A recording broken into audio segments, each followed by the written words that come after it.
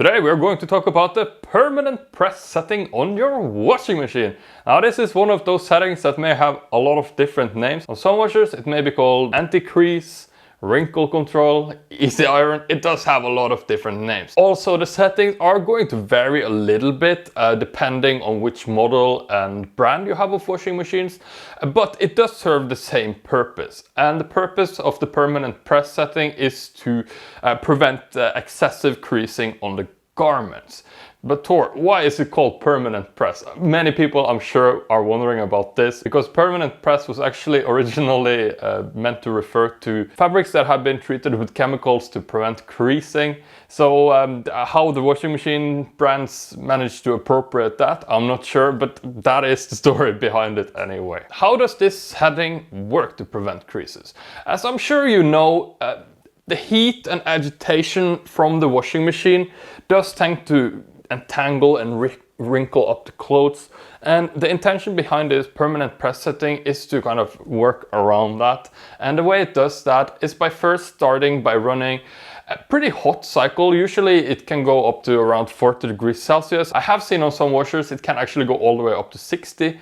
Perhaps that's a little bit much, but 40 should be a good place to start with this setting. So why the hot water? Well, the hot water is going to soften the polymer bonds in the fabric of the garments, and this kind of helps relax the fabric so that it stretches out the creases nicely and works through them. The problem with using all this hot water is that you can kind of run into the problems with shrinking as well as discoloration or just color bleeding in general. So the way that the permanent press setting deals with this is by running an alternate first. They use the hot water, and then during the rinse they go over to more of a cold water rinse to save the garments from these effects towards the end of the cycle. Also, this cycle generally uses pretty low agitation, and what's cool about this cycle, I think anyway, is that during the spin cycle of this program, it goes very slow. First of all, about 800 RPMs would be the average for this. Of course, like I said, it's going to vary a little bit from washer to washer. On top of this, it also reverses the direction that the drum spins. This way, it kind of helps to prevent creases from forming as the washing machine is doing its spin cycle. So now that we have covered how this cycle works, let's talk a little bit about which clothes you should use this on. So first of all, this cycle is very obviously made for clothes that can't be ironed, right? That's the main purpose of this cycle. So it's going to be for mostly semi-synthetic as well as fully synthetic garments that this is for. That will be your spandex, your polymer, your microfiber, and even rayon garments. These can't handle ironing at all, so it's perfect for these garments.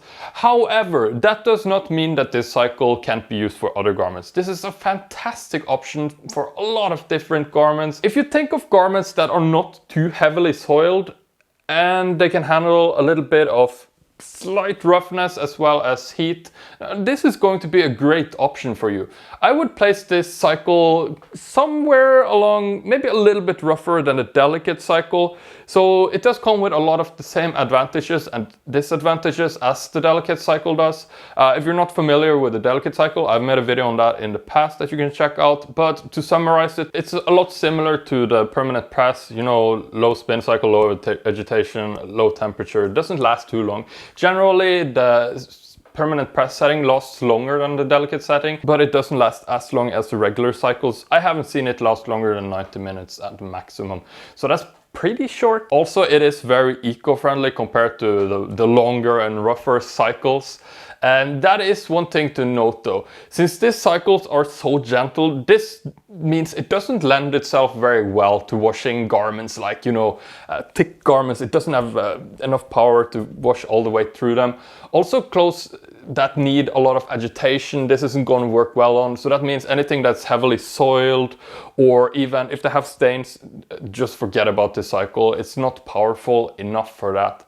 I would also say that if you have even medium soiled white garments, it's not going to be as effective as you probably want it to be in either of these two cycles. So let's just cover the dryer here while we're already on the topic. The dryer is going to cause 60% of all creasing during washing and drying.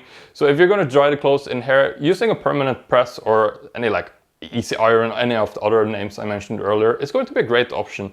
The way this cycle works is that it uses a lower temperature in the dryer. That means it does take longer time, sadly. On top of that, it usually will heat up the clothes for a while, and then it will cool down for a while and heat it back up. And when it heats back up, it usually reverses the direction that it spins. So kind of similar to the washing machine's spin cycle.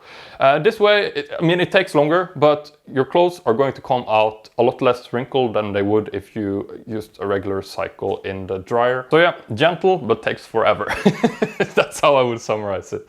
And I wanted to give you a couple of more tips here that you can use to prevent creasing on your garments, since that is the main goal of these cycles. So my first tip for you is going to be, if you're able to, you could switch over to the delicate cycle instead of using the permanent press. It's going to be even slightly more gentle than the permanent press.